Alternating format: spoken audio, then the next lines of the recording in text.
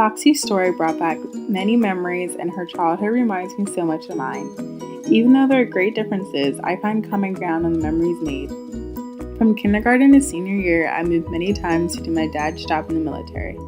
Moving along the East Coast brought many great experiences and new interactions, and overall shaped me into the person I am today.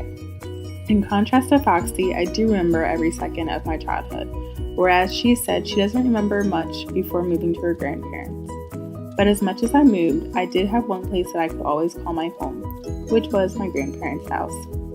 This is where Foxy and I have a similar story. Some of our greatest memories were made at our grandparents' house. Going to their house brought so much excitement every time. Their house wasn't on 20 acres like Foxy's were, but they had a cozy little house with a big backyard and a plethora of memories waiting to happen. Foxy talks about a memory where she and her sister went on this adventure at their grandparents' house. Reading that story made me think of my favorite memory. Whenever my brother Andrew and I would spend the weekend at their house, our two cousins would come sleep over as well. That time was the greatest bonding experience. Our weekend would consist of watching movies, playing outside, and eating plenty of food cooked by our grandma.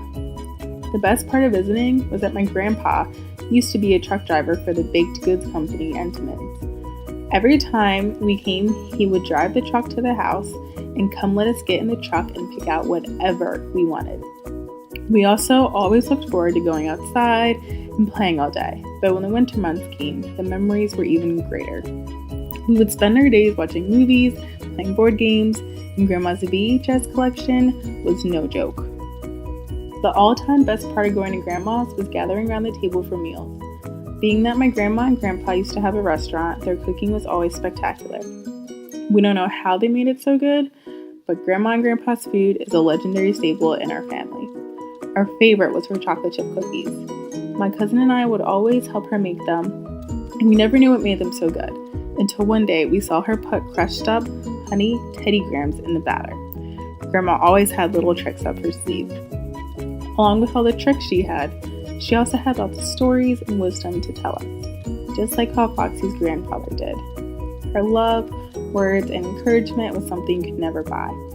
I will always remember her sitting with us and telling us funny stories about life and just things that we would always learn from. So many life lessons were learned at Grandma's, but the major one was happiness. She even went out of her way to get a puppy for me, and she has been one of the greatest gifts I've ever received. Going to her house made you forget about everything. We were all just truly happy there. And that seems to be the message Foxy relays in her writing. Her memories were all about happiness and good times, which is something I experienced firsthand as well. Another story that will always stick with me is all the funny stories my grandma would tell me about our family. From her mother, my great-grandmother, to my uncles and dad, it was great to learn more about tradition and culture. She would tell us how as a child, dinner was always a family meal eaten at the table, and that's something she made a habit to do once she had kids. Now my dad has always made sure we eat dinner as a family, and that's something I plan to do when I have children as well. Something so simple as eating dinner together is something that can create the greatest memories. The bonds we've had over dinner are irreplaceable. Tradition and heritage were important aspects to Foxy's grandfather as well as my family.